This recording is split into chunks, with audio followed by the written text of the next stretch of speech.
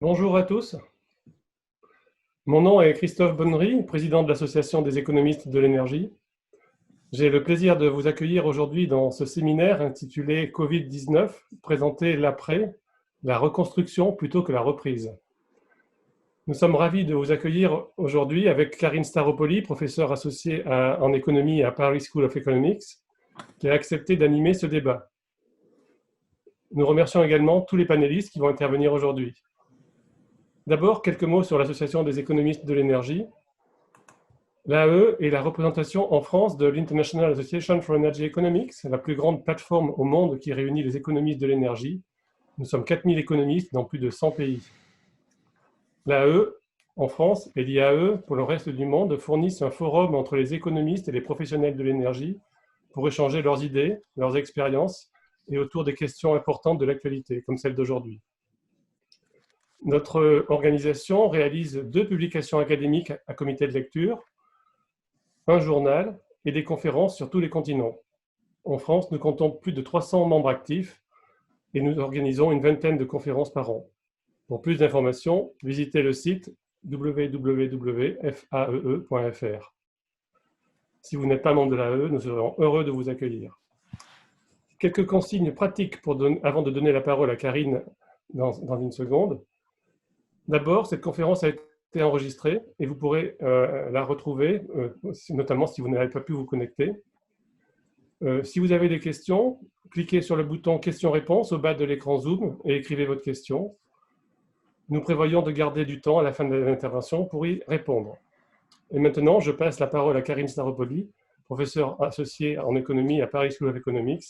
Karine, c'est à toi. Bien, merci Christophe. Donc bonjour à tous. C'est un grand plaisir de vous accueillir dans ce webinaire donc organisé par l'AE en partenariat avec PSE.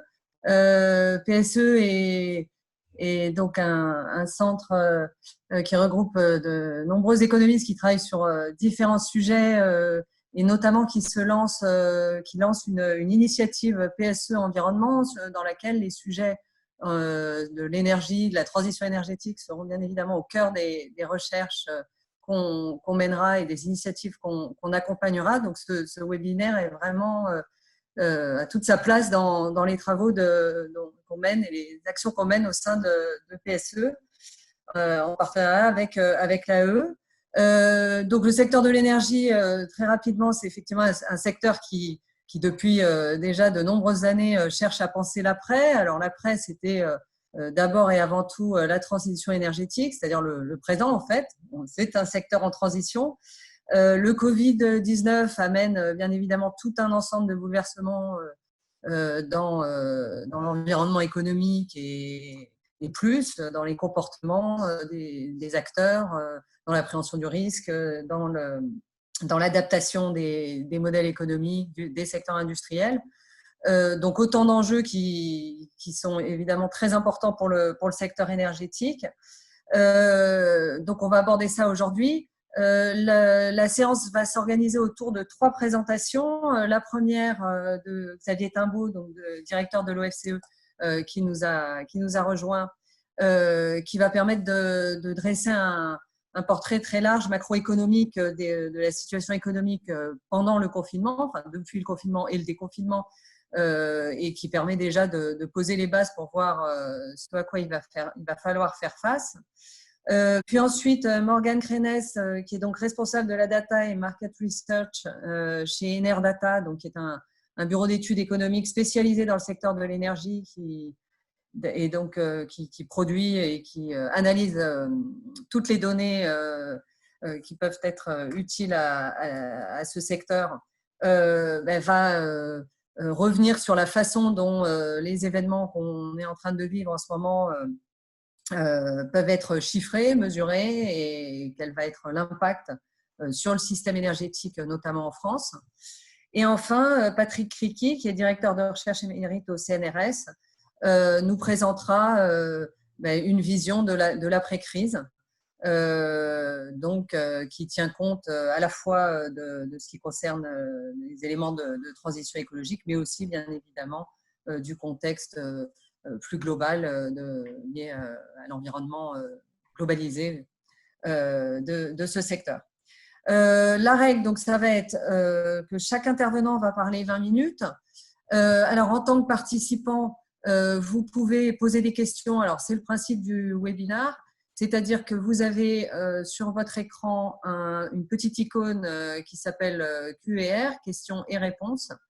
Donc, si vous souhaitez poser une question, eh bien, il faut que vous rédigiez votre texte. L'idée, c'est de laisser 5 minutes après chaque intervention où les questions qui s'adresseront directement à la présentation qui vient d'être faite seront posées aux intervenants. Ils y apporteront une réponse.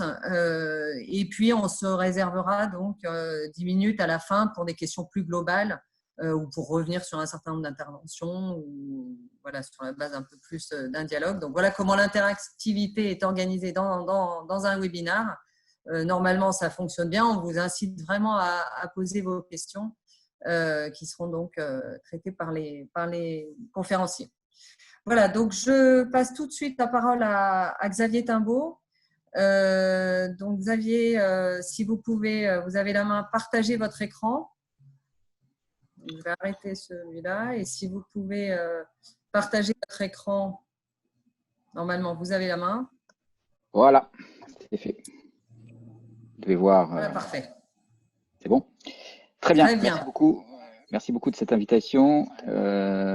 Donc, je vais essayer d'aller assez vite pour vous dresser effectivement ces éléments un petit peu de cadrage économique et macroéconomique, parce que la situation dans laquelle on est une situation qui est tout à fait extraordinaire, c'est-à-dire qu'on n'a jamais vécu ce genre de situation. Alors, pourquoi elle est extraordinaire? Elle est extraordinaire parce que on a provoqué une mise sous cloche de l'économie, et quand je dis provoquer, je veux dire que ce sont principalement les mesures prophylactiques qui ont eu un impact, et pas tellement la crise sanitaire. Alors, elles sont évidemment justifiées par la crise, mais c'est parce qu'on a décidé de faire un confinement que ça a un impact économique, que cet impact économique, il est considérable. On va voir que pendant le confinement, en France, on a atteint jusqu'à 30% d'activité, voire même plus, en moins. En fait, je vais vous expliquer aussi que ce 30%, c'est sur l'ensemble du PIB. Donc, il faut faire un petit peu attention aux éléments qu'il y a derrière. Que ça constitue un espèce de coup de frein massif sur l'économie, comme on n'en a jamais vu. C'est-à-dire qu'il n'y a jamais eu de crise économique aussi brutale que cela. Alors, il y a, sauf peut-être, ce qu'on peut imaginer, c'est les périodes de guerre dans lesquelles l'activité économique, brutalement, au moment d'un conflit, peut s'arrêter éventuellement plus vite que ce qu'on a observé là. Mais c'est vraiment les points de référence qu'il faut avoir. Alors, il y a quand même une grande différence par rapport à une économie d'un pays qui entre en guerre, c'est que ce confinement s'est fait a priori sans destruction de capital physique. Il n'y a pas de bombardement, il n'y a pas d'usine détruite, il n'y a pas de pertes humaines. Enfin, alors, il y en a à cause de l'épidémie, mais en fait, l'impact de ces pertes humaines est relativement faible, et en termes de population active, donc en termes de facteurs de production, il est encore plus faible que cela. Et donc, la question qui se pose ensuite, et qui est une question qui n'est pas totalement résolue, c'est de savoir comment on fait quand on a mis sous cloche une économie, comment on la fait repartir.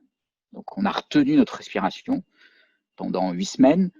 On reprend le cours des choses très progressivement dans la période dite de déconfinement, du 11 mai jusqu'au 4 juillet ou au 5 juillet. Donc, et puis ensuite, il va y avoir un après. Et donc, toute la question, c'est de savoir comment on fait pour faire repartir l'économie. Alors, vous allez me dire, on va faire repartir l'économie, mais il va peut-être y avoir besoin quand même toujours de mesures prophylactiques. Donc, en fait, il y a un deuxième débat qui est comment on fait pour avoir des mesures prophylactiques, qui est le minimum d'impact économique, ce qui sous-entend qu'en fait, ce qu'on a fait pendant la période de confinement était, entre guillemets, excessif par rapport à ce qu'il aurait été possible de faire. Alors, c'était excessif parce qu'on ne savait pas, parce qu'on n'avait pas les moyens techniques, parce qu'on n'avait pas l'expérience, parce qu'on n'a pas voulu prendre de risques. Mais donc, il y a un enjeu qui est, si jamais on doit faire continuer des mesures prophylactiques, des confinements, ou la distanciation sociale, comment est-ce qu'on peut le faire de façon à réduire au maximum l'impact économique? Voilà. Alors, ça pose un défi tout à fait formidable. En gros, vraiment, pour vous le dire de façon très simple, tous les outils qu'on utilise habituellement ne fonctionnent pas. Les outils statistiques, les outils de modélisation ne fonctionnent pas parce qu'on est sur des échelles de temps qui ne sont pas les échelles habituelles. Les économistes ont tendance à considérer les échelles de temps comme étant celles du trimestre, de l'année. Là, on est sur des échelles de temps qui sont plutôt de l'ordre de la semaine, voire inférieures à la semaine. Les ordres de grandeur ne fonctionnent pas. Les questions qui sont posées, qui sont par exemple des questions de comment, est-ce qu'il n'y a pas des biens indispensables qui peuvent gripper toute une machine économique quand ils sont absents? Donc, est-ce qu'il y a des substituabilités possibles et comment ça peut s'organiser dans le temps? Tout ça sont des questions qui ne se posent pas habituellement. On a tendance à considérer les affaires économiques comme quelque chose de très très agrégé et donc dans lequel toutes ces histoires de complémentarité sont effacées par des substituabilités, même si on essaye d'introduire ou de réfléchir à ce qui est substituable ou ce qui l'est moins. En fait, les concepts qu'on a de substituabilité ne sont pas du tout ceux qu'on peut avoir en tête ici, c'est-à-dire je sais pas moi, si le pompiste ne sert plus de l'essence à la pompe à essence parce qu'il est malade, est-ce que le système de logistique se retrouve arrêté une fois que les réservoirs des camions sont vides ou pas? Est-ce qu'il y a des alternatives? Est-ce que c'est si compliqué que ça de faire fonctionner la pompe à essence? Enfin, tous ces éléments-là sont des éléments qui sont totalement hors du champ d'observation et d'analyse, et c'est précisément ce à quoi on a été confronté. Il y a aussi une question en termes de données, la construction des données économiques, pour vous le faire très brièvement, c'est beaucoup amélioré au cours des dernières décennies, mais sur l'idée qu'il fallait utiliser des données fiscales et sociales, donc tout ce qui tient aux obligations fiscales et sociales des entreprises ou des ménages, et qui sont ensuite compilées, mises en rapport, et qui finissent par produire une analyse de la situation économique. Mais alors, le gros problème de ces données-là, c'est qu'elles ont des délais de collecte qui sont de l'ordre du trimestre ou de l'année pour avoir la vision complète. Et donc, c'est totalement inefficace pour avoir une vision instantanée de ce qui se passe.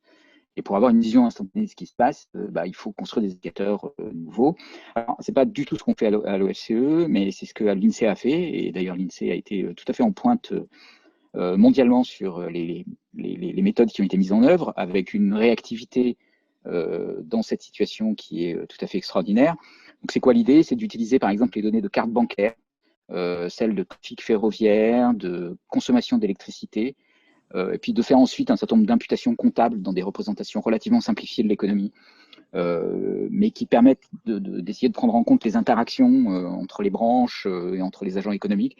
Donc ça, c'est aussi des méthodes qu'on a employées pour, quand on a des informations éparses sur certains secteurs, arriver à reconstruire un scénario en fait par ces imputations comptables. Le résultat de tout ça, il est que, c'est vraiment une estimation, il faut avoir conscience que ces chiffres sont tellement énormes qu'en fait, il y a une marge d'erreur qui est relativement importante derrière, mais donc un tiers de PIB en moins pour un mois de confinement, mais en sachant que le PIB, donc c'est ce que je vous suggérais tout à l'heure, le produit intérieur brut comptabilise des activités non marchandes qui, par construction, n'ont pas été réduites. Donc les écoles de vos enfants ont été fermées, mais en fait, les professeurs ont continué de travailler en télétravail, ils ont continué d'être payés. Et donc, du point de vue des normes comptables, l'activité de services non marchands éducatifs a complètement continué sans aucune diminution pendant la période de confinement. Donc ça, c'est déjà une partie inerte. Ça représente un peu moins d'un tiers du PIB, les activités principalement non marchandes, éducation, santé, administration publique. Il y a dans le produit intérieur brut comptabilisé des choses comme les loyers, et donc vous avez continué de payer votre loyer. Donc l'activité économique qui consiste à percevoir un loyer quand on est propriétaire et qui fait partie du produit intérieur brut, elle a continué évidemment. Et alors d'autant plus qu'on comptabilise dans le PIB aussi les loyers implicites, c'est-à-dire les loyers que vous versez implicitement quand vous êtes propriétaire de votre logement, et qui constituent là aussi une part non négligeable du produit intérieur brut. Voilà. Alors tous ces éléments-là sont maintenus, ce qui fait que quand on dit un tiers de PIB en moins, en fait ce que ça veut dire, c'est qu'on n'est pas loin de 50%, entre 40 et 50% en moins dans le PIB marchand. Et le PIB marchand, c'est plutôt ce qu'on a en tête quand on réfléchit à l'activité économique. Intuitivement, quand on dit aux gens que les loyers sont comptabilisés dans le produit intérieur brut, ils vous regardent avec des grands yeux effarés en vous disant mais c'est pas possible. Et quand on leur dit que les fonctionnaires sont aussi comptabilisés dans le PIB, ils vous regardent avec des grands yeux en disant mais, enfin bon, ça dépend à qui vous adressez, mais vous pouvez avoir certaines personnes qui vous regardent avec des grands yeux en vous disant mais comment c'est possible de penser des choses comme ça. Donc si on se réfère à cette définition plus stricte, on a un impact qui est très très fort. L'INSEE a fait un certain nombre de points de conjoncture. Alors, il y a le point de conjoncture d'hier qui est assez intéressant, dans lequel il donne la première estimation pour la période de déconfinement avec quelques bonnes nouvelles qui sont assez importantes à prendre en compte pour la suite. Alors, un tiers de PIB en moins pour la période de confinement. L'estimation qui est faite par l'INSEE aujourd'hui, c'est que pour la période de déconfinement, je vais revenir, et c'est à peu près les chiffres sur lesquels on arrive aussi, il y aurait entre 10 et 15% d'activité en moins. Donc, la phase de confinement aurait provoqué un tiers d'arrêt du PIB. La phase de déconfinement, donc celle qui a commencé le 11 mai et qui va se terminer début juillet, elle correspondrait à, en gros, la moitié ou le tiers de cet impact, donc une assez forte réduction.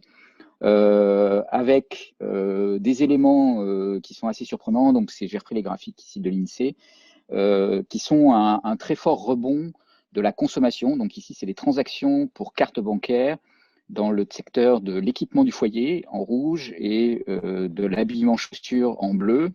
Donc, vous voyez très nettement la période de confinement avec une réduction des transactions, donc, qui correspond à, alors même si c'est pas si simple de passer des transactions aux consommations, mais qui en gros correspond à une réduction de la consommation et qui a été très forte.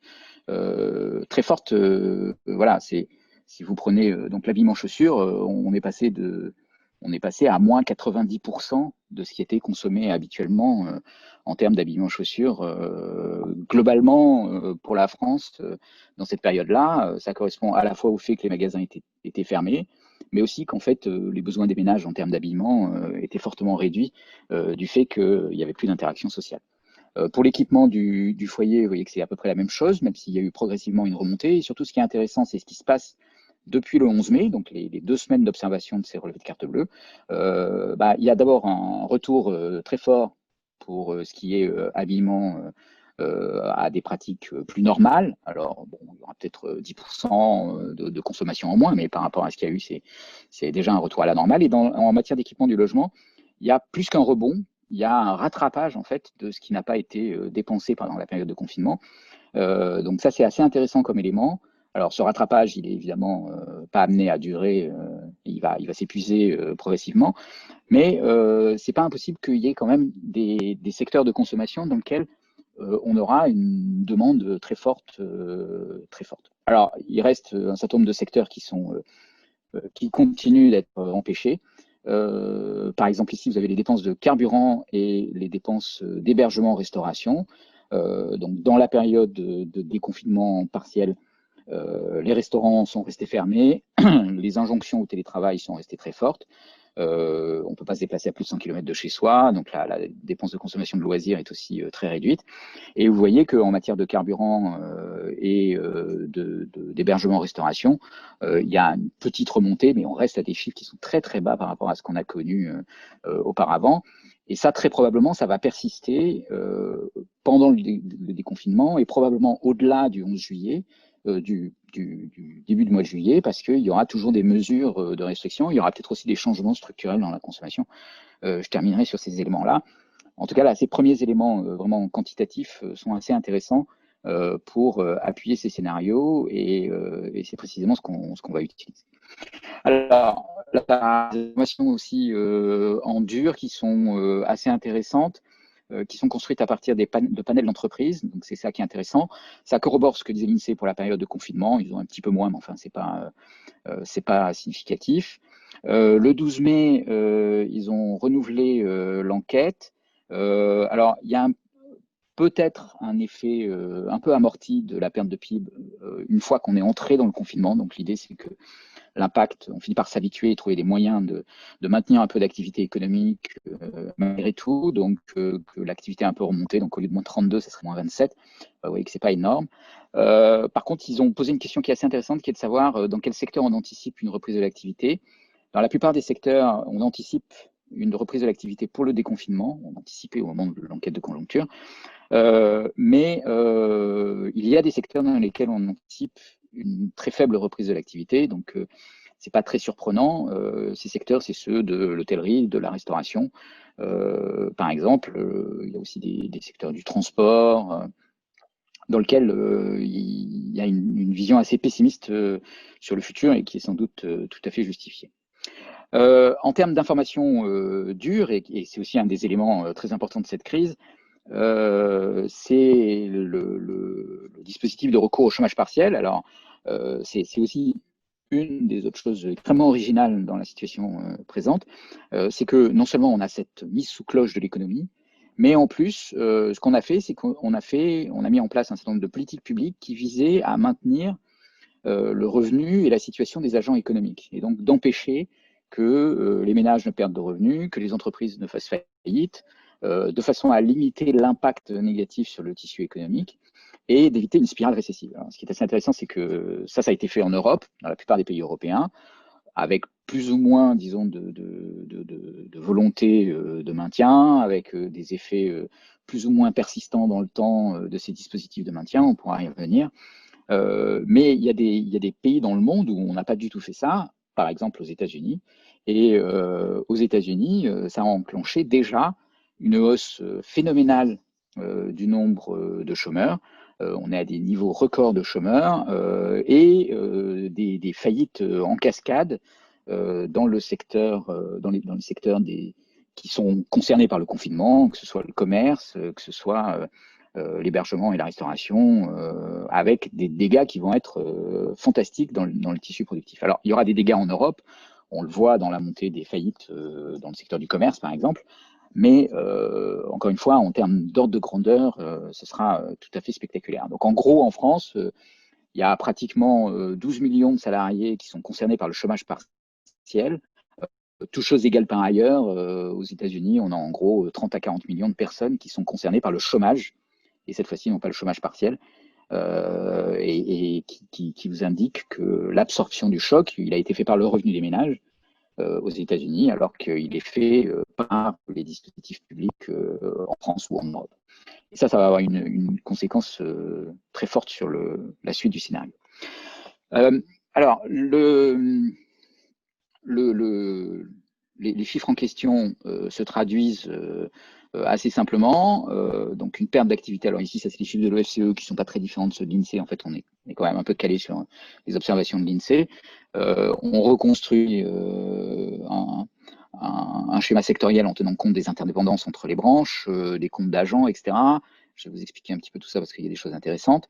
Mais le scénario sur lequel on s'est bâti, on a bâti nos analyses, c'est 32% de perte d'activité par semaine de confinement, entre 10 et 15% de perte d'activité dans la période de déconfinement en moyenne, donc ça c'est la période du 11 mai au 5 juillet, avec une contribution à la croissance annuelle qui serait de moins 5% pour la partie de confinement et qui serait entre 1,5 et 2,3% pour la partie déconfinement partiel.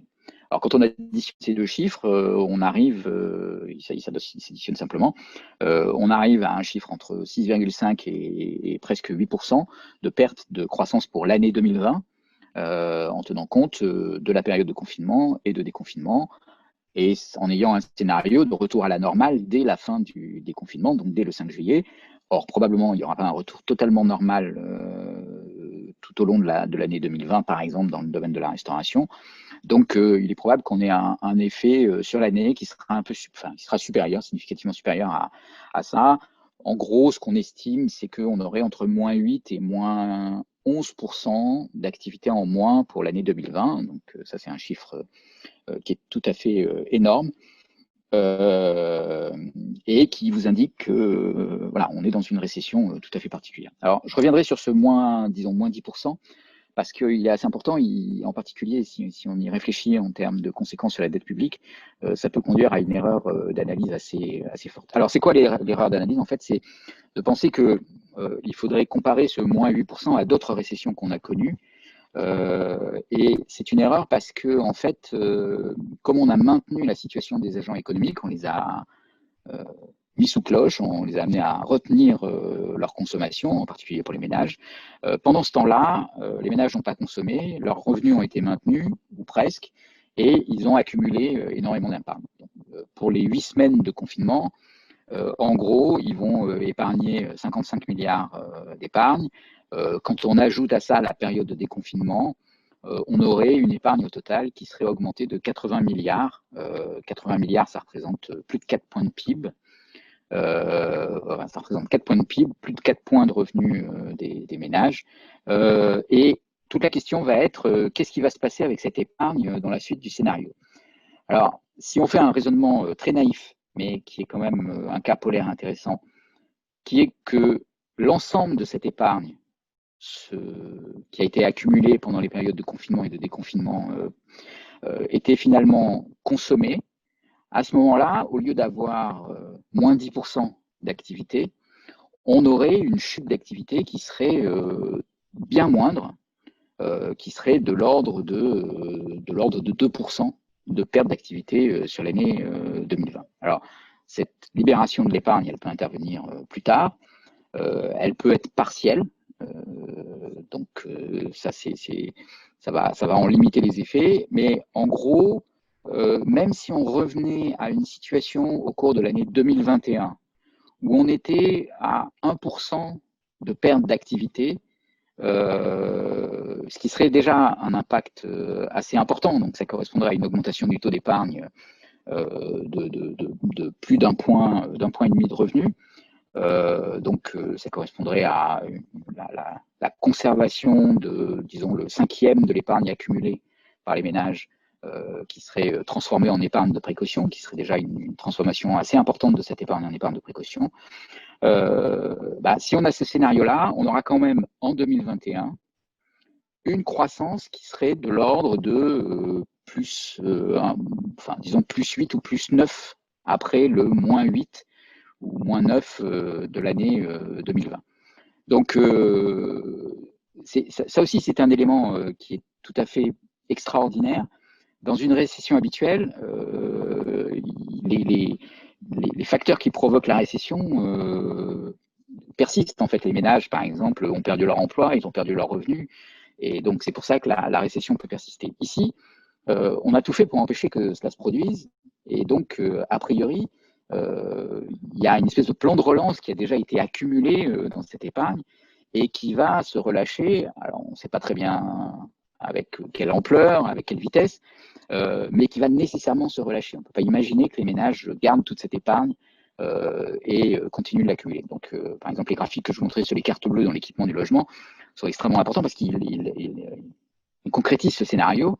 Et vous voyez que là, une partie de l'épargne en fait, qui a été accumulée pendant la période de confinement, même pendant la période de déconfinement, elle commence à se libérer. Alors, c'est juste une partie.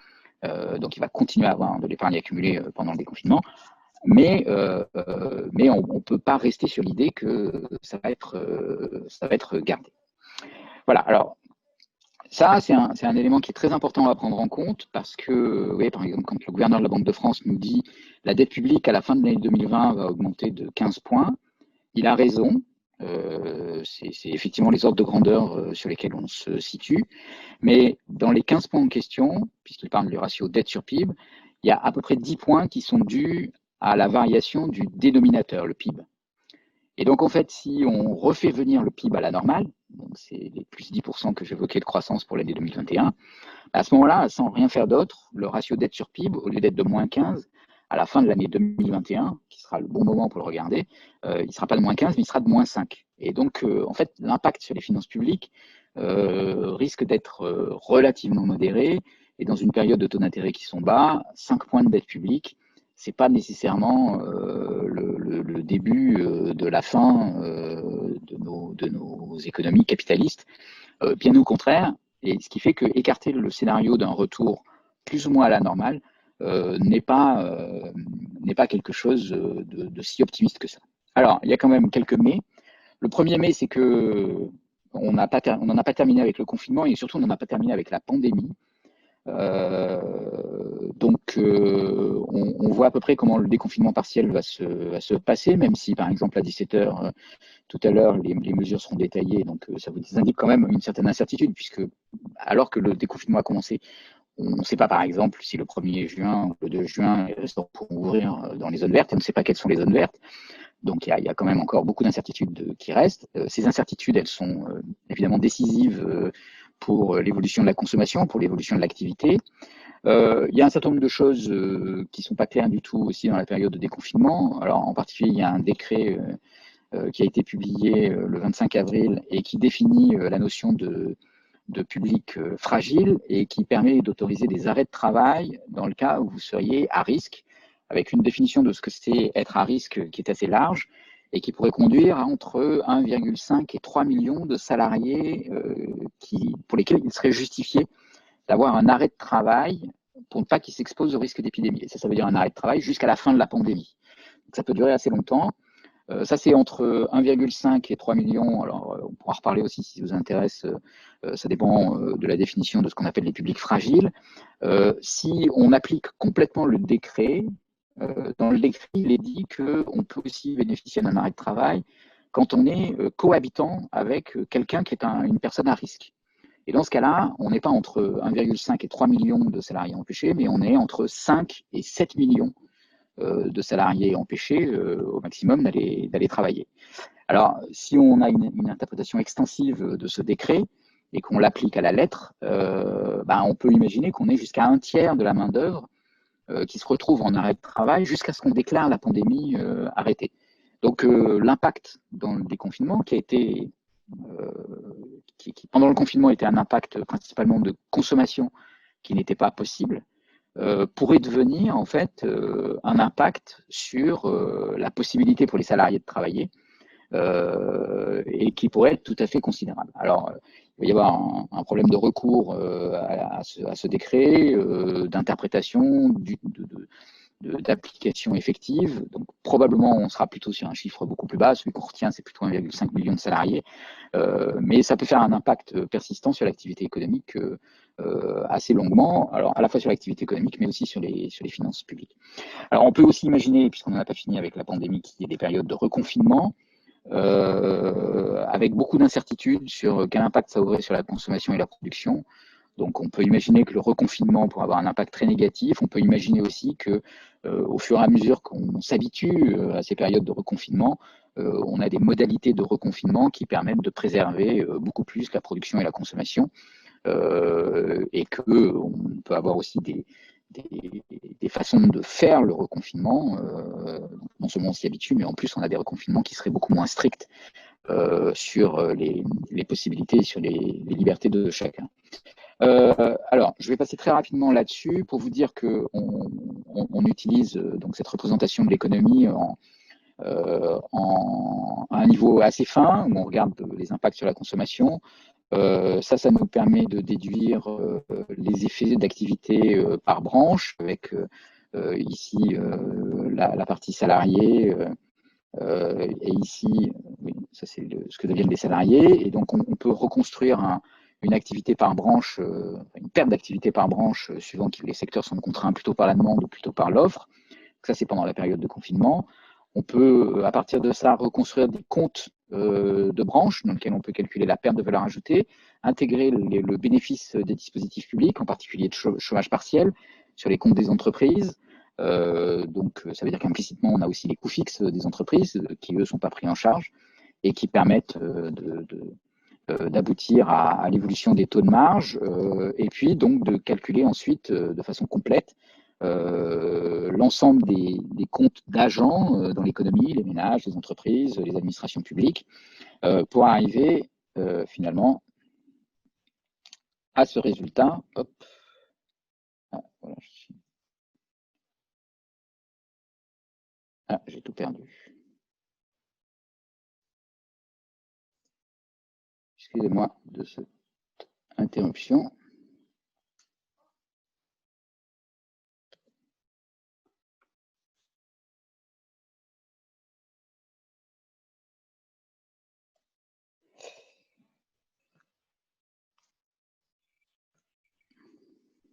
On voit votre écran, mais... Mais qu'est-ce qui se passe?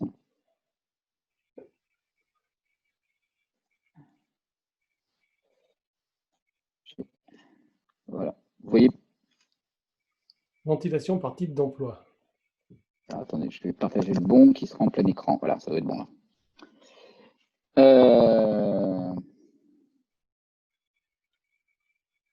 Ok, et donc on arrive à ce résultat qui est comment se répartit le choc entre les différents agents économiques.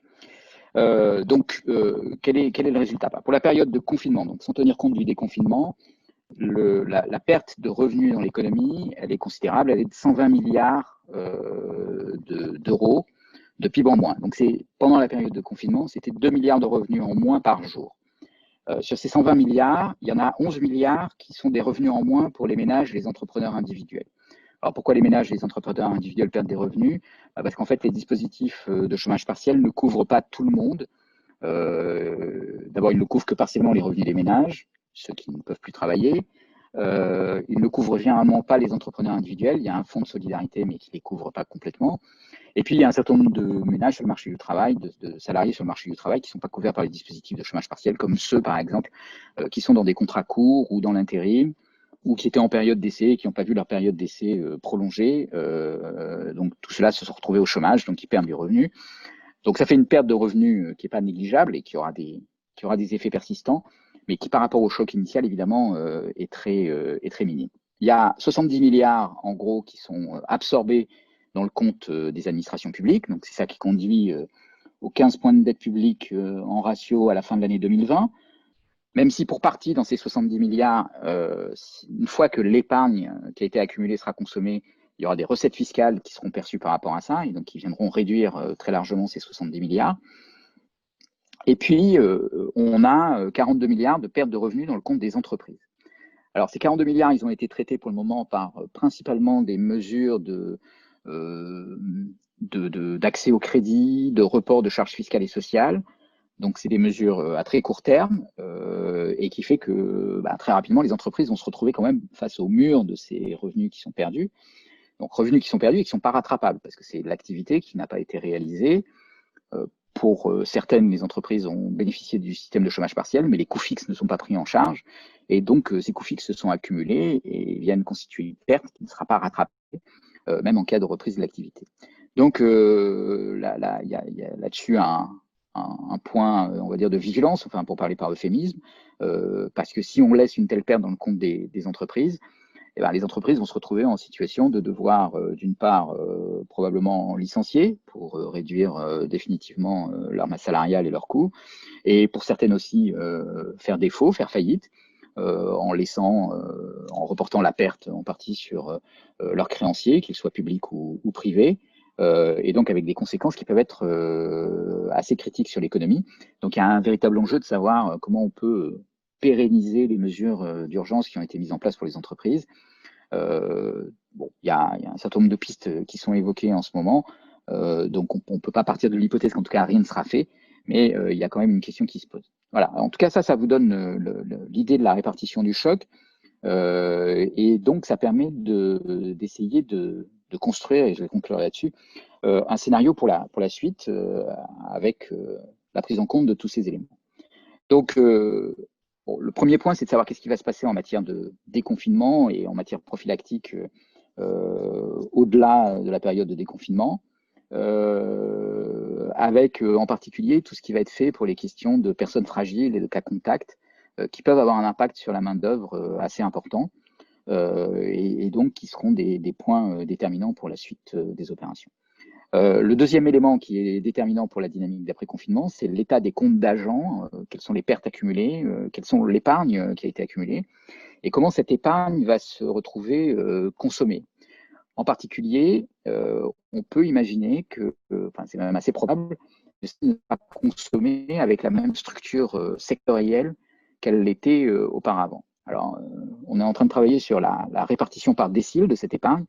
Bon, ça vous étonnera qu'à moitié qu'une grande partie de cette épargne, elle est plutôt dans les déciles élevés. En gros, les 3 derniers déciles auraient accumulé la moitié de l'épargne due au confinement. Et puis, il y a un certain nombre de secteurs de consommation qui vont peut-être être limitées dans le futur, où les ménages vont exprimer des préférences qui sont différentes, où il y aura des systèmes de régulation un peu complexes qui feront que ça deviendra compliqué, par exemple, de prendre l'avion pour aller à l'étranger.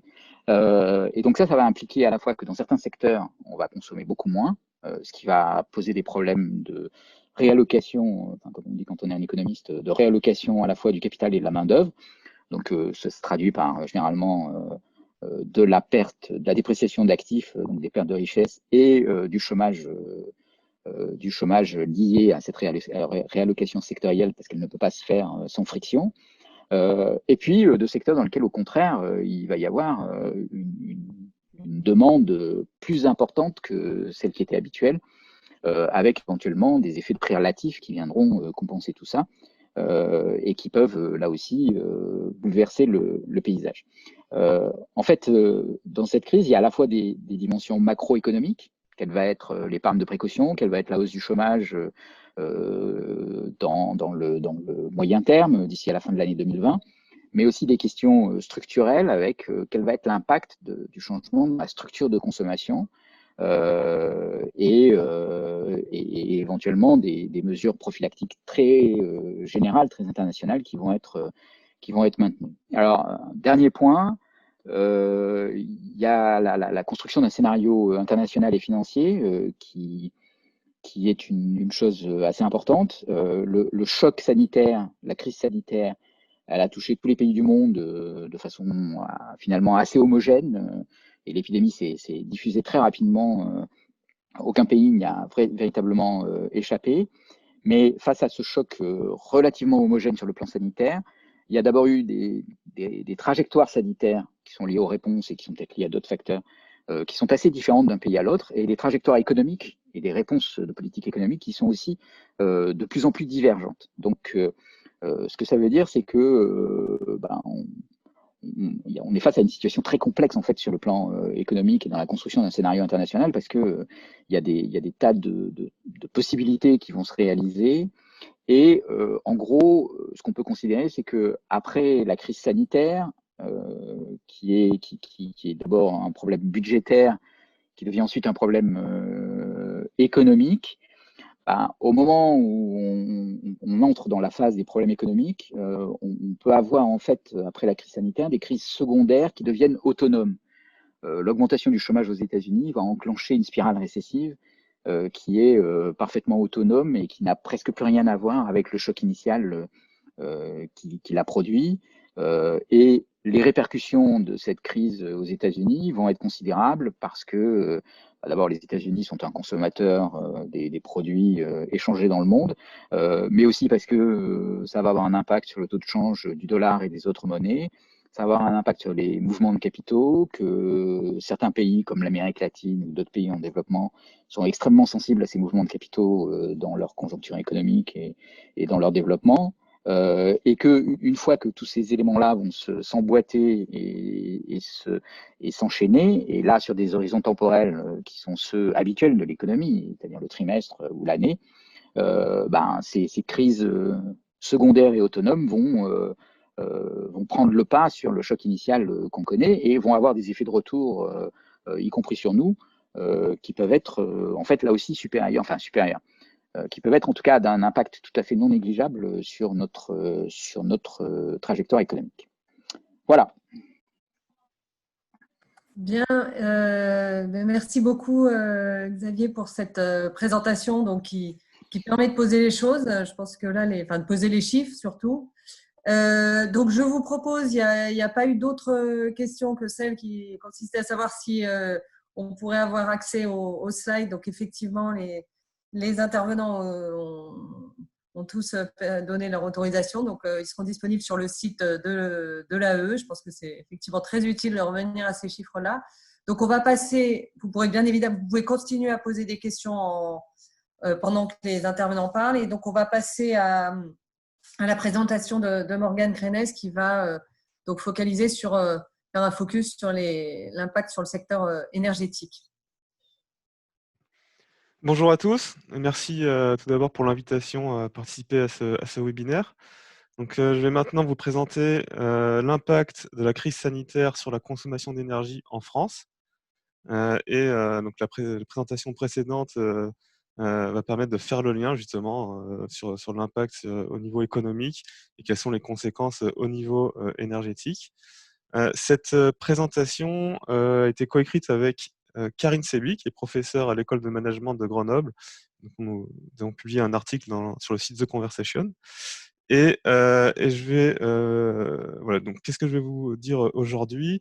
C'est d'abord mettre un peu de contexte. Quel est le lien en fait entre l'économie, la croissance économique et la consommation d'énergie? Comment on a abordé cette crise du point de vue méthodologique? Comment l'aborder avec un temps pour le confinement, un temps pour la reprise? Les principaux résultats, donc c'est un choc énorme, hein, il y a pas de surprise.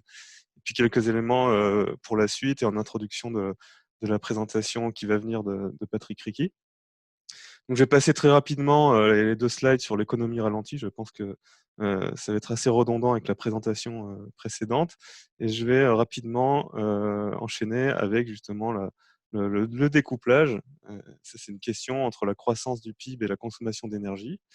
Et donc, sur cette diapositive, vous avez 2 graphiques. À droite, on a le monde, à gauche, la France. En jaune, c'est la consommation finale d'énergie. Et en bleu, c'est le PIB. Donc, si on regarde au niveau mondial à droite, on voit que globalement, ben oui, on a besoin d'énergie pour faire fonctionner l'économie. Les 2 courbes croissent en parallèle. Mais oui, on observe quand même, on le voit à l'œil nu, un léger découplage. On a une croissance plutôt exponentielle du PIB, là où la croissance énergétique est plutôt linéaire sur la période considérée. Donc, on va y revenir dans la diapositive suivante.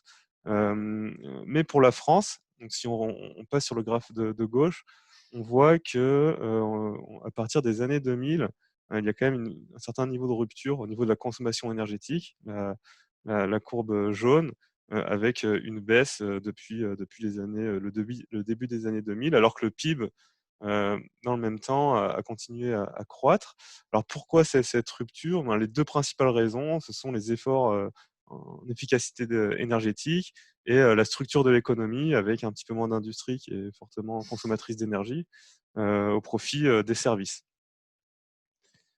Donc maintenant, si on regarde l'évolution justement, alors là c'est au niveau mondial pour le G20, l'évolution de l'intensité énergétique, qui est justement un bon indicateur des progrès en efficacité énergétique notamment. Donc c'est le ratio de la consommation d'énergie par unité de PIB. On voit qu'on est en baisse à peu près continue depuis les années 2000, en moyenne autour de 1,5%. Donc enfin, on a des années exceptionnelles, donc on voit bien ce qui s'est passé là pour la crise financière 2009-2010. Mais si on se projette un petit peu, en pointillé en vert, on a le niveau de baisse annuelle de l'intensité énergétique requis pour atteindre les accords de Paris, à savoir être en ligne avec un monde de 2 degrés. Donc on a d'un côté, il faudra baisser l'intensité énergétique. Il y a aussi d'autres efforts à faire, notamment sur la décarbonation du mix. Mais si on regarde les efforts d'intensité énergétique, on voit qu'on en est quand même assez loin. Et les 2 dernières années, et puis même 2019, là, qui n'est pas sur le graphe, restent assez éloignés de ce qu'il faudrait atteindre en rythme annuel. Donc oui, il y a un léger découplage, on va dire, il y a une baisse de l'intensité énergétique, mais ce n'est largement pas suffisant pour atteindre les accords de Paris. Donc voilà pour le lien un peu entre la macroéconomie, le PIB, la croissance économique et l'énergie. Je vais maintenant attaquer l'impact de la crise sanitaire avec vraiment 2 périodes distinctes. Donc en fait, il y en a 3 hein, quelque part. Il y a le confinement, le déconfinement progressif, puis on va dire un retour quasi à la normale, même s'il y aura forcément des conséquences sur les modes de vie, la structure de l'économie. Pour le confinement, voilà, on a pris en compte une durée de confinement, on va le voir par la suite, qui peut durer 2 ou 3 mois. On a fait plusieurs scénarios. On sait maintenant que le confinement strict aura duré 2 mois, mais il y a quand même des doutes. On pourrait avoir un retour du confinement, par exemple, à l'automne prochain, et également des doutes sur le rythme des confinements. Et ensuite, la période de reprise, donc à partir, on va dire, de cet été. Il y a aussi des doutes sur la forme de la reprise. Donc nous, on a fait une hypothèse simple, un peu basée sur les chiffres du FMI, hein, par exemple, avec une reprise en V. Mais là aussi, on peut imaginer plusieurs formats de reprise. Et donc, on a élaboré 4 scénarios en fonction de la durée du confinement et du rythme de reprise. Alors, pour que ce soit bien clair, le rythme de reprise, en fait, c'est assez simple. On distingue ce qu'on appelle une reprise très rapide. En fait, ça revient à avoir une activité qui revient avant la crise sanitaire dès qu'on lève le confinement. Donc, c'est pas vraiment réaliste, mais l'avantage, c'est que ça permet de voir les conséquences, d'isoler l'impact du confinement pur. Et la reprise plus lente, c'est, on va dire, ce qui est le plus probable, c'est ce que propose par exemple le FMI. Et donc, en distinguant ces deux grandes périodes et leur impact respectif sur la crise, sur l'activité économique, pardon, on se retrouve avec notre scénario central, le scénario 3, qui est associé avec une baisse du PIB de moins 8% sur 2020, et donc en ligne avec les annonces gouvernementales. Donc maintenant, quel est le lien avec l'énergie? Donc si on distingue un peu les deux périodes, pour la période de confinement, donc un fort impact sur les transports, essentiellement les transports de passagers, bien sûr l'aviation et les transports longue distance. Pour l'industrie et le tertiaire, une activité qui est soit à l'arrêt, soit partiellement à l'arrêt. Alors, pour le tertiaire et les services, on peut imaginer de grandes disparités entre ce qui se passe dans le tourisme, l'hôtellerie ou dans les administrations ou les entreprises qui peuvent bénéficier du télétravail. Et on peut aussi tenir compte au niveau énergétique d'un certain transfert de consommation justement des bâtiments tertiaires, des services vers le résidentiel. Alors, comment on s'y est pris pour mesurer ces baisses d'activité et l'impact sur l'énergie? Alors, on a utilisé des données de temps réel. Comme l'expliquait Xavier Timbaud, souvent, les statistiques, on les obtient plutôt en rythme trimestriel, annuel. Donc là, on a dû faire avec des données quasi temps réel ou journalières. Et donc, on s'est reposé sur les données de consommation d'électricité de RTE. Et en faisant quelques hypothèses, on peut estimer en fait la consommation respective d'électricité des grands secteurs énergétiques, enfin, économiques, mais au sens énergétique, et donc retomber sur les chiffres de RTE en faisant quelques hypothèses. Et pour le transport, là, on était plus sur, on va dire, des hypothèses d'experts, avec, on a pris l'hypothèse qu'il y avait peu d'impact sur le transport de marchandises et un impact assez fort sur le transport de passagers, de l'ordre de moins 80%, tout mode de transport confondu. Donc ça, c'était pour la période de confinement. Si maintenant on regarde ce qui se passe après le confinement, donc la période voilà, qui va jusqu'à la fin de l'année, là on a pris une approche plus globale. On s'est un peu éloigné de la vision sectorielle, plus on va dire économétrique, en regardant simplement en fait l'élasticité de la consommation au PIB et en reprenant celle observée lors du précédent choc, à savoir le choc de 2008-2009. Alors voilà, ça pose quand même des questions, l'après-Covid, mais on abordera ça en fin de présentation. Donc, les résultats au niveau énergie. Donc, là, sur cette diapositive, vous avez à gauche la répartition actuelle de consommation énergétique par secteur. Et à droite, c'est la variation d'activité économique par grand secteur au sens énergétique dans une situation de confinement par rapport à la même situation sans confinement. Et donc, on voit que le transport est le plus touché. Donc, transport global, hein, là, c'est marchandises plus passagers, on est à moins 55%. Industrie-service, on est moins 35%. Résidentiel, on est environ plus 15% suite au rebond dont j'ai parlé. Si on reste sur cette diapo, ce qu'on peut dire, c'est que, étant donné le poids de la consommation de pétrole dans le transport, le fait que le peu de charbon qu'on continue à consommer, c'est plutôt dans l'industrie. On peut déjà dire que l'impact sur les émissions de CO2 liées à la consommation d'énergie va sûrement être plus fort que l'impact sur la consommation d'énergie finale. Ça, on le verra par la suite. Donc maintenant les résultats. Donc oui, c'est un choc énorme, le plus fort depuis la Seconde Guerre mondiale. Et donc là, sur cette diapositive, vous avez en orange les résultats en baisse de consommation finale en 2020 dans une situation avec Covid et une situation fictive sans Covid, selon les 4 scénarios. Notre scénario central, c'est la troisième barre. On est à environ moins 9% de consommation d'énergie finale pour la France. C'est à comparer, on peut comparer ça à des précédents chocs. Donc en bleu, on a la crise financière de 2009 et le premier choc pétrolier. Et on voit que dans notre scénario central, la baisse est plus forte, significativement plus forte. Donc c'est vraiment un événement sans commune mesure sur les systèmes énergétiques. Et maintenant, quelques éléments sur les émissions de CO2. Donc là, qu'est-ce qu'on a? C'est la variation annuelle d'émissions de CO2 liée à la consommation d'énergie. Donc quand on regarde une barre, ça correspond à la variation par rapport à l'année précédente. Donc là, il y a plusieurs choses qui sont intéressantes et à commenter. Alors déjà, on voit que globalement, il y a quand même plutôt en négatif. On a plutôt tendance à baisser les émissions depuis les années 2000 en France. Parmi les événements marquants, donc on a en orange l'impact Covid là, qui va être de l'ordre au moins de moins 10%. Ça risque même d'être ramené à une baisse plus prononcée là, puisqu'on a mis à jour ces calculs avec des données un peu plus précises et plus récentes. Ça pourrait même atteindre du moins 15%.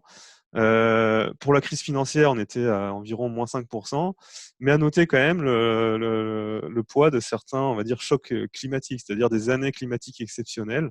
En 2014, on a eu un hiver on a eu un hiver plutôt doux, alors qu'en 2013, on a eu un hiver très rigoureux, et donc la combinaison de ces deux effets a provoqué cette baisse assez phénoménale des émissions en 2014. Donc ça, c'est pour l'historique. Maintenant, si on se projette un petit peu, là encore, si on se compare au rythme de baisse des émissions nécessaires pour se placer sur une trajectoire 2 degrés en France, on est sur une baisse de l'ordre de moins 7% par an jusqu'à 2050. En fait, en ordre de grandeur, on est assez proche de l'impact du Covid. On est environ à 2 tiers, et même si on ramenait, si la baisse était un peu plus forte en 2020, on resterait dans les mêmes ordres de grandeur. Donc c'est bien dire les enjeux en termes de politique, d'investissement, de changement de mode de vie nécessaires pour atteindre les 2 degrés, en espérant que ça ne se fasse pas dans la douleur comme avec le Covid. Voilà, ça c'est l'impact 2020. Et une dernière slide qui peut servir d'introduction à la présentation de Patrick Criqui qui va explorer les futurs possibles après cette crise. Donc, comment aborder la suite après 2020? La question clé, ça va être essentiellement comment la reprise économique va tenir compte de la transition énergétique. C'est à la fois un risque et une opportunité. Ça peut aller dans les deux sens. Donc ça, c'est vraiment le facteur clé. Et après, si on descend au niveau des modes de vie, au niveau sectoriel, qui aura forcément un impact au moins à court moyen terme sur les transports à longue distance, des changements d'habitude ou alors même des changements forcés. Il y a des mesures prophylactiques. On a le télétravail qui s'est mis en place dans l'urgence, mais qui pourrait perdurer. Des choix de consommation aussi qui pourraient changer. Au niveau industriel, oui, tout ce qui touche aux chaînes d'approvisionnement, là aussi, il y a des questions. C'est des questions très intéressantes, puisqu'à la fois, on voudrait plus de résilience, des cheminements plus courts, mais peut-être que plus de résilience, ça veut dire moins d'efficacité, ça veut dire avoir plus de chaînes d'approvisionnement. Donc, les conséquences d'un point de vue énergétique ne sont pas forcément très claires. Et puis pour finir, alors là c'est plus du court terme, mais est-ce qu'on s'attend à un rebond? Donc Xavier Trimbault en a parlé un petit peu, mais là aussi c'est pas forcément très clair au niveau des conséquences du point de vue énergétique. Donc, avant de passer la parole à Patrick Criqui, juste quelques mots sur des communications à venir sur cette thématique de la part d'Enerdata. La semaine prochaine, on présentera un webinaire sur les chiffres 2019 consolidés pour savoir d'où on vient, des estimations bien plus en détail pour l'année 2020, donc pas seulement la France, mais au niveau global et des focus sur d'autres pays, et également des éléments de compréhension au niveau de scénarios prospectifs à moyen terme. Donc n'hésitez pas à aller sur notre site web pour vous inscrire, et en parallèle, vous trouverez un certain nombre de publications et des chiffres clés à disposition. Okay. Voilà pour la présentation. Merci beaucoup, Morgane. Alors, je propose qu'on garde donc toutes les questions vers la fin et qu'on enchaîne tout de suite avec la présentation de Patrick Criqui qui va s'enchaîner parfaitement avec celle de Morgane. Donc, Patrick, si tu peux… voilà.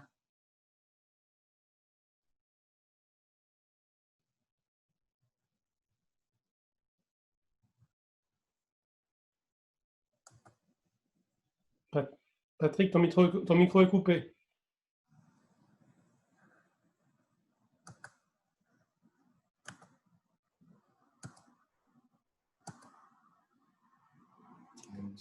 Voilà, c'est bon?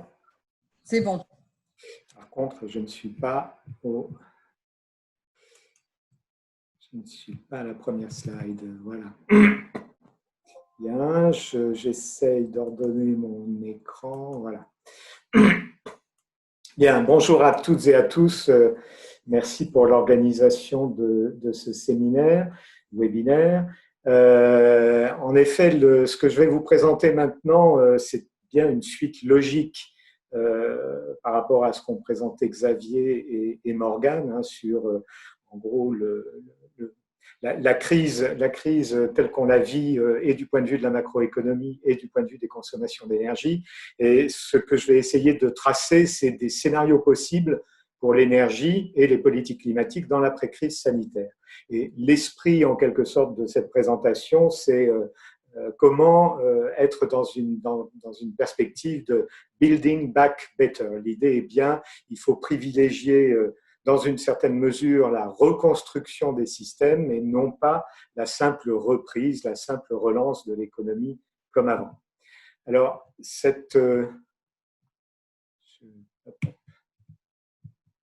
je n'ai pas la main, je suis désolé, je n'arrive pas à avoir la main sur mon… Voilà. Est-ce que vous voyez mon deuxième slide? Oui, c'est très bien. D'accord, très bien. OK. Donc, cette présentation, je la structurerai en trois temps. Elle se situe en quelque sorte en amont d'un exercice que nous avons mené avec Sébastien Treyer, qui est le directeur de l'IDRI, précisément sur cette idée selon laquelle le choc que l'économie mondiale subit aujourd'hui est un choc tout à fait majeur et que probablement beaucoup de choses vont être à redécider ou à redessiner dans l'après et que tant qu'à faire, autant que ces choses soient conçues de façon à s'inscrire sur de nouvelles trajectoires, en particulier du point de vue des transitions écologiques et sociales. Le deuxième temps, donc ça c'était un peu le point de départ, hein, c'est à la suite de ça que Christophe m'a contacté pour organiser le webinaire. Dans un deuxième temps, j'essaierai de faire un point rapide sur le contexte et les marges de manœuvre à l'échelle mondiale, donc en explorant différentes configurations possibles ou plausibles du monde. Et dans la dernière étape de réflexion, je présenterai des travaux qui sont en cours avec Enerdata pour essayer de redéfinir en quelque sorte les scénarios énergétiques de moyen et long terme, en tenant compte en effet des événements que nous sommes en train de vivre. Alors, tout d'abord, le premier temps, penser l'après, la reconstruction plutôt que la relance. Premier point, donc cela a déjà été dit par Xavier et par Morgane, nous vivons une crise sans précédent. La question est, que peut-on apprendre des crises passées ? Vous avez vu que le FMI a trouvé un terme permettant de qualifier la crise actuelle, qui serait la crise du grand confinement ou Great Lockdown. Donc, c'est un événement majeur avec un nouveau terme pour définir une nouvelle situation. Et dans ce contexte, la référence aux solutions qui ont été apportées dans le passé aux crises économiques antérieures majeures, comme le New Deal en 1929 ou en 2008, des injections de liquidités significatives dans l'économie, le non-retour au protectionnisme, qui était quand même très explicite après la crise de 2008, le recours à des dispositifs de type chômage partiel, tout ça est très utile, mais probablement insuffisant. Et ça fait partie des points que l'on pourra discuter peut-être avec Xavier, mais on peut penser que l'application des seules réponses keynésiennes aujourd'hui ne suffira pas. Donc dans ce contexte, est-ce que, comme le disait Jean-Yves Le Drian, le monde d'avant, le monde d'après ressemblera au monde d'avant, mais en pire? Michel Houellebecq a rajouté en un peu pire. Dans ce contexte, le risque majeur est bien celui de l'approfondissement des tropismes et des antagonismes nationaux, comme repéré par Dany Rodrik, qui notait bien qu'avant la crise, il y avait déjà des tendances tout à fait défavorables dans l'évolution de l'économie mondiale et de la politique à l'échelle mondiale. Donc, le diagnostic que nous portions avec Sébastien Treyer était de dire il convient aujourd'hui d'œuvrer pour la coopération internationale. Cette coopération fondée sur le multilatéralisme, l'ouverture des économies, donc la mondialisation, il nous semble bien que le bilan de ces 30 ans de mondialisation reste encore à faire, en fait. En positif, très clairement, il y a eu depuis 30 ans diminution par 2 de la très grande pauvreté. On est passé de 1,9 milliard à 700 millions d'habitants à l'échelle mondiale, alors même que la population augmentait significativement. Également, diminution par 2 de la mortalité infantile, c'est ce que rappelait récemment Esther Duflo. En négatif, il y a eu évidemment la montée du chômage dans certaines régions des pays industrialisés, la fragilisation de régions entières. Et sur ce sujet, je conseille de regarder les travaux de David Autor aux États-Unis, où il étudie de manière extrêmement précise, fouillée et détaillée les ruptures qui ont été introduites dans les économies et dans les sociétés aux États-Unis, avec comme corollaire, en quelque sorte, la montée des populismes. Donc, la démondialisation apparaît aujourd'hui possible. Elle était même déjà à l'œuvre, en fait, avant la crise, avec la guerre commerciale larvée ou explicite entre les USA et la Chine. Mais on sait aussi que cette démondialisation, si elle est en quelque sorte anarchique et désorganisée, peut potentiellement entraîner un appauvrissement collectif au nord comme au sud. Donc, en effet, un des messages clés que nous portions dans l'article avec Sébastien, c'était il faut œuvrer pour le retour de la coopération internationale, éventuellement une coopération et un multilatéralisme redéfini, mais il faut œuvrer dans ce sens, et en particulier en Europe, avec notamment le Green Deal qui peut constituer un élément de cohérence et de cohésion et d'évolution favorable des économies européennes. Alors, dans ce contexte également, en quoi est-ce que l'économie peut-elle aider? C'est une question qu'on s'est posée. Il faut bien souligner que dans cette crise majeure, beaucoup de dogmes économiques sont aujourd'hui remis en question. Et le grand confinement marque, pour certains, le grand confinement marque pour la première fois le primat des considérations humanistes sur l'économie. C'est un peu la thèse c'est plutôt le débat entre 2 philosophes qui se sont exprimés au cours de la période du confinement. Francis Wolff, qui soutient cette thèse selon laquelle c'est une première vraiment majeure que de voir les États accepter de mettre en veilleuse ou d'arrêter leurs économies de façon à pouvoir assurer de manière satisfaisante ou pas trop catastrophique les priorités de santé publique. Ce n'est pas tout à fait la thèse d'André Comte-Sponville, qui semble indiquer qu'on a pu éventuellement s'engager dans des voies qui étaient peut-être trop coûteuses ou qui faisaient passer les préoccupations de santé de manière trop absolue devant les considérations économiques. C'est un vrai débat pour les économistes. C'est la différence entre les approches conséquentialistes ou utilitaristes qui qui est cher en général aux économistes, versus des approches plutôt qu'on pourrait appeler de déontologistes, c'est-à-dire qui font avant tout passer des principes. Bon, c'est un autre débat, mais je pense qu'il est important quand même dans le contexte.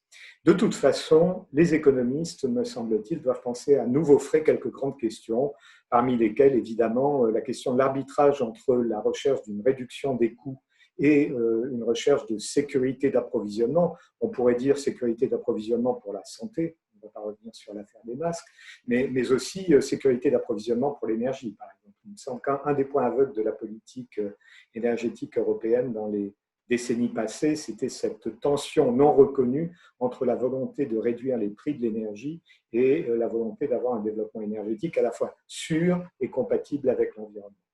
Autre débat majeur, quelles sont les limites à l'endettement public? Je ne m'aventurerai pas sur ce terrain sur lequel Xavier est nettement plus compétent que moi. Bon, Jean Tirole a dit des choses intéressantes dans ce domaine en disant il n'y a pas de limite absolue. La limite absolue, c'est la solvabilité des États. C'est un point, ce sera probablement un grand point de débat dans les années à venir.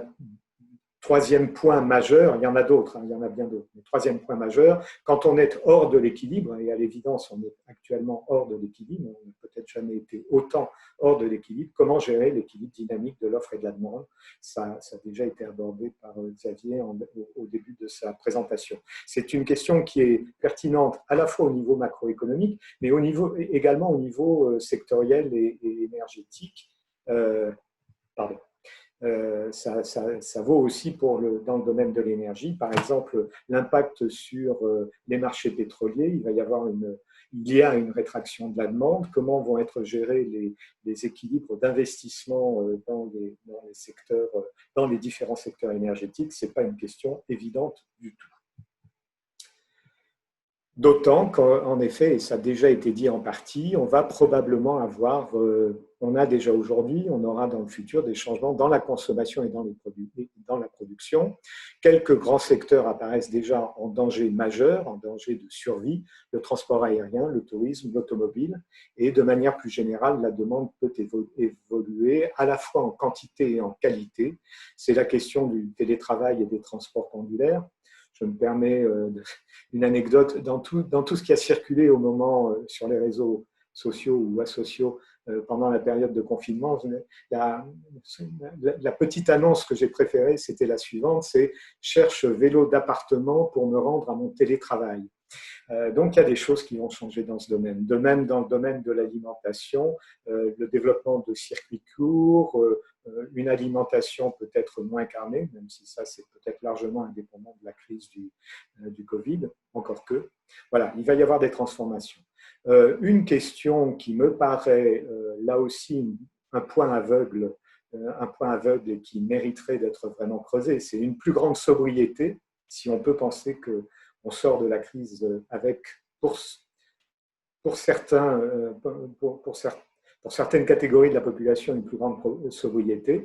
Sera-t-il compatible sera-t-elle compatible avec le maintien d'un niveau suffisant d'emploi décent? Ça renvoie indirectement au débat sur la croissance et sur la décroissance. Je pense que c'est une question qu'il nous faudra également regarder. Et tout cela, alors même que les transitions écologiques impliquent un effort à la fois de désinvestissement des industries décarbonées ou des industries brunes en quelque sorte, et un réinvestissement massif dans les nouvelles industries, les industries vertes et les énergies vertes, ce qui implique évidemment une gestion des trajectoires professionnelles avec des problèmes de recrutement, de formation, etc. Voilà en quelque sorte, pour le cadre d'ensemble de la réflexion. Un point rapide sur le contexte et les marges de manœuvre et l'exploration des configurations du monde. Alors bon, on a déjà évoqué ces questions. Hein. À quoi peut-on s'attendre en termes de dynamique de court terme? Alors là, je propose une lecture très, je dirais, phénoménologique et pas analytique. Hein. Mais j'étais toujours fasciné de voir qu'il existait un abécédaire des reprises en V, en W, en U, en L, en Z, en swoosh. Alors j'ai appris que le swoosh, c'était le cycle de Nike. Et voilà, il y a différents profils possibles. On a déjà évoqué la question de la reprise en V, on a déjà évoqué la possibilité du rebond, qui serait la configuration des reprises en Z. Et quand on regarde les crises dans les 50 dernières années, on constate bien qu'on a eu des crises en V, des crises en W, un rebond important après la crise de 2008, mais ensuite un retour à une croissance plus faible. Et aujourd'hui, le fait que, de toute façon, au moins pour 2020, la crise du Covid va nous sortir de l'échelle de cette croissance du PIB telle que représentée par la Banque mondiale, puisqu'on va être en dessous de la limite basse du graphique de droite. Ça, ce sont les perspectives du FMI. Bon, je vais sauter ça. Sur les marchés énergétiques, je le disais tout à l'heure, la question va être, sur le court terme, la question va être celle de l'équilibre entre la production mondiale et la consommation. Et évidemment, de l'équilibre ou du déséquilibre entre production et consommation vont dépendre les évolutions des prix du pétrole, qui sont tout de même importantes, qui sont importantes pour les pays consommateurs, mais qui le sont peut-être encore plus pour les pays producteurs de pétrole. Avec Enerdata, on travaille actuellement sur les scénarios énergétiques de l'Algérie et vous imaginez bien les incertitudes qui sont introduites par la situation actuelle pour un pays comme l'Algérie. Alors, à ce stade, je ne peux m'empêcher de ressortir mon graphique préféré, celui que je mets à jour à chaque fois qu'il se passe quelque chose d'important dans le monde. C'est le graphique qui représente le prix du pétrole en fonction de la production de l'OPEP. Je pense que vous voyez ma flèche. On est aujourd'hui, en 2019, on était ici. On évoque en gros aujourd'hui, pour 2020, une réduction de la demande adressée à l'OPEP de l'ordre de 5 à 10 millions de barils de jour, ce qui signifie, et là c'est vraiment une interprétation intuitive du graphique, mais qu'on devrait se trouver dans cette zone-là du point de vue de la production de l'OPEP, avec des niveaux de prix probablement, il faut rester prudent dans ces domaines, compris entre 30 et 50 $ par baril cette année et probablement l'année prochaine. Alors, on arrive ici à la caractérisation des configurations possibles du monde et la conclusion à laquelle nous aboutissions à la fin de notre article avec Sébastien Treyer, c'est le fait qu'aujourd'hui, les images du futur peuvent être probablement structurées à partir d'une double bipolarité ou selon deux axes principaux. Un axe sur l'état des relations internationales entre le repli sur soi et la démondialisation et une reprise des efforts de coopération dans un contexte de multilatéralisme fut-il renouvelé. Ça, c'est le premier axe. Deuxième axe, sur les finalités des politiques, selon que la priorité est mise sur le retour rapide au statu quo ante ou au contraire que l'opportunité est saisie d'une accélération des transitions écologiques. Et en fait, le croisement de ces variables donne 4 configurations possibles, donc 4 états du monde ou scénarios que je qualifierais de la manière suivante. Donc on retrouve les deux axes, les 4 scénarios. Le scénario d'une démondialisation dans le désordre pour un retour au statu quo. On pourrait parler d'ailleurs aussi de démondialisation compétitive dans ce contexte-là. Avec le retour au statu quo, c'est vraiment le scénario du chacun pour soi, avec une reprise peut-être rapide en V, mais peut-être suivie aussi par des rechutes donc du W. S'il fallait personnifier les scénarios, je dirais que c'est un peu le scénario Donald Trump. Un scénario coopération, mais dans lequel l'impératif, je dirais, de reprise économique rapide est jugé comme vraiment tout à fait prioritaire, compte tenu de la fragilité de certains États, non seulement dans les pays du Sud, mais peut-être aussi dans le sud de l'Europe. Ce serait donc un scénario, il faut sauver les meubles, donc un scénario en V, voire en Z, avec une reprise rapide. Dans Project Syndicate, qui est un de mes sites internet préférés, Kenneth Rogoff a évoqué effectivement les risques de faillite d'un grand nombre d'États et donc la nécessité que le FMI introduise très rapidement des mesures sur, si ce n'est l'annulation, du moins l'arrêt de la suspension du remboursement des dettes. Donc là, c'est la reprise à tout prix, en quelque sorte. Donc Kenneth Rogoff comme personne incarnant ce scénario. Le troisième scénario, démondialisation et transition écologique, alors qui peut être éventuellement une démondialisation dans l'ordre en quelque sorte, ou organisée.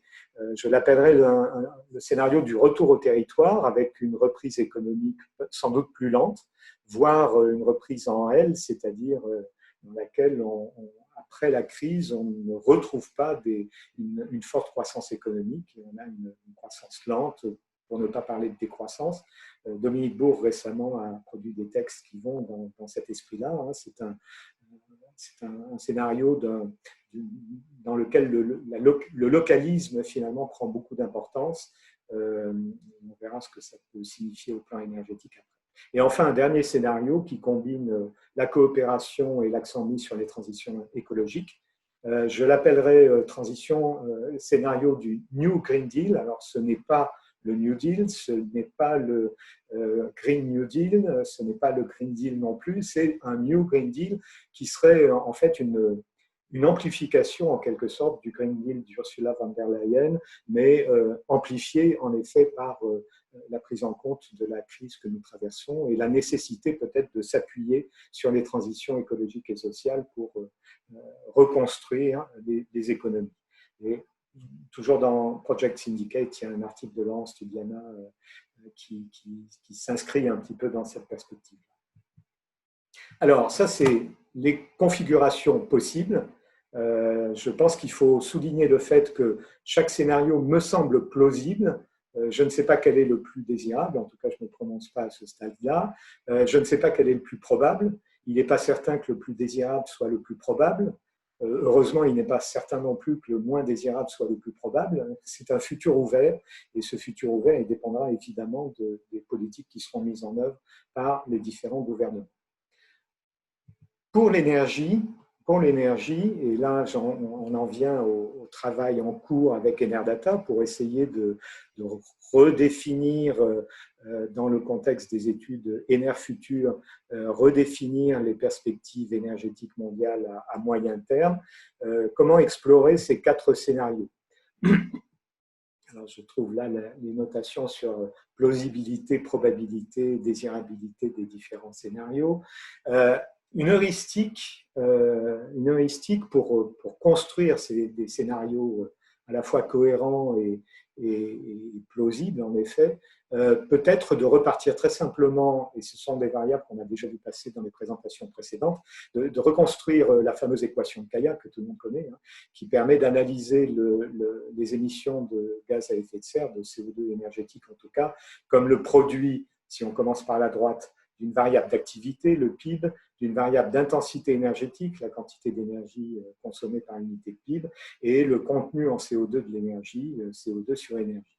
Et ce que je propose peut-être, c'est d'avoir une grille de notation à la fois très classique, mais d'essayer de regarder ces différentes variables dans les différents scénarios, en notant moins lorsque la variable est beaucoup moins élevée, moins quand elle est moins élevée, 0 si elle est identique, plus si c'est plus élevé, plus si c'est beaucoup plus élevé. Et voilà ce que je mets sur la table en quelque sorte pour discussion. Et là, je crois que c'est important qu'il puisse y avoir entre experts ou non-experts d'ailleurs, ça peut être aussi soumis aux citoyens, pourquoi pas, une notation des différents scénarios en fonction de ces différents paramètres. C'est une première proposition, c'est pour l'instant ma première proposition et qui ouvre au débat et aux échanges, et je pense qu'on n'a pas fini d'échanger sur ces sujets-là. Donc, reprenons les 4 scénarios. Démondialisation avec retour au statu quo. Donc, je considérerais que c'est un scénario avec une reprise en W, rapide peut-être au début, mais des risques de rechute. Un PIB beaucoup plus faible que dans le... Alors, pardon, j'ai oublié de préciser que les notations sont faites par rapport à un scénario central, et on pourrait prendre en effet on a des chances de prendre dans les travaux avec Enerdata le scénario Enerbase, qui est un scénario central en quelque sorte. Donc toutes les notations se font par rapport à un scénario central. Donc le PIB beaucoup moins élevé, La consommation d'énergie, l'intensité énergétique du PIB plus élevée dans ce scénario parce que il y a des risques d'abandonner finalement toutes les politiques d'efficacité énergétique qui seront considérées comme non performantes, voire contre-performantes, et aussi peut-être une forte intensification du contenu carbone de l'énergie parce que aux États-Unis, si c'est un scénario Trump, aux États-Unis, on aura une intensification du recours aux énergies non conventionnelles, aux hydrocarbures non conventionnels, pétrole et gaz. En Asie et en Chine, on risque d'avoir un retour marqué du charbon, considéré comme la source d'énergie la plus abondante et la meilleure marché pour relancer l'économie. Donc voilà la configuration des grandes variables dans ce premier scénario. Dans le scénario coopération et retour au statu quo, on peut espérer une reprise assez rapide, donc, qui serait simplement un PIB qui serait un peu moins élevé que ce qu'il aurait été dans le scénario 2019. En fait, c'est plutôt par rapport à un scénario 2019 qu'il faudrait juger, effectivement. Une intensité énergétique identique, un contenu carbone identique également, parce qu'on peut considérer que dans ce cas-là, les préoccupations de transition et de transition énergétique ne sont pas au premier rang, donc on ne fait pas plus que ce qu'il était prévu de faire. Dans le scénario démondialisation, qui encore une fois peut être une démondialisation organisée, et transition écologique, on aurait là un PIB beaucoup plus faible que dans les scénarios antérieurs, mais peut-être plus, presque, je dirais, par volonté, ou du moins par le fait que la croissance du PIB n'est pas identifiée comme un objectif prioritaire en soi, et qu'éventuellement les politiques sont menées en fonction d'autres critères que le simple critère du PIB marchand. Du point de vue de l'intensité énergétique du PIB, on peut s'attendre dans ce cas-là à une combinaison d'un certain degré d'efficacité énergétique, mais peut-être aussi à une très grande sobriété, en tout cas pour une partie significative de la population. Je dirais que s'il fallait décliner avec des variantes françaises, typiquement le scénario négawatt, par exemple, qui est un scénario qui met l'accent sur la sobriété, qui revendique la sobriété comme objectif des politiques énergie-climat, ça se traduit effectivement concrètement par une forte réduction des consommations d'énergie par rapport au PIB. Et quant à l'intensité en CO2 de l'énergie, on peut penser que dans ce cas-là, le développement des énergies renouvelables se fera essentiellement via les variantes, je dirais, localisées. L'accent serait mis sur une production décentralisée d'énergie renouvelable, sans toutefois qu'il y ait recours, par exemple, un recours important à l'énergie nucléaire, si on renvoie toujours au scénario mégawatt. Voilà. Donc, peut-être une décarbonation avancée, mais peut-être pas extrême en quelque sorte. Et enfin, le quatrième scénario serait un scénario de coopération et de transition écologique, une reprise relativement rapide, mais plutôt peut-être de type U que V, un PIB moins important, moins élevé que dans le scénario de référence, mais juste un peu moins élevé, pas beaucoup moins élevé, une réduction des consommations d'énergie par unité de PIB dans la mesure où il y a des efforts d'efficacité énergétique, mais peut-être pas des efforts importants en matière de sobriété. En revanche, on peut avoir dans ces scénarios une mobilisation, je dirais, de toutes les technologies énergétiques bas carbone, c'est-à-dire à la fois les énergies renouvelables décentralisées, mais aussi les énergies renouvelables sur grande échelle, sur des réseaux énergétiques interconnectés, sur des grands réseaux, par exemple au niveau de la plaque européenne, et peut-être également dans un certain nombre de pays, le recours à des solutions d'énergie décarbonée de type nucléaire, voire dans certains cas, capture et séquestration du carbone. Voilà ce que pourraient être les premiers éléments des hypothèses structurantes, des hypothèses exogènes de travaux de prospective énergétique que nous entreprenons avec Enerdata. Ces hypothèses retenues sont tout à fait préliminaires et ça constitue pour moi en effet des éléments d'heuristique et des préludes à la discussion qui va peut-être pouvoir se développer à la fin de ce séminaire. Voilà. Bien. Merci Patrick.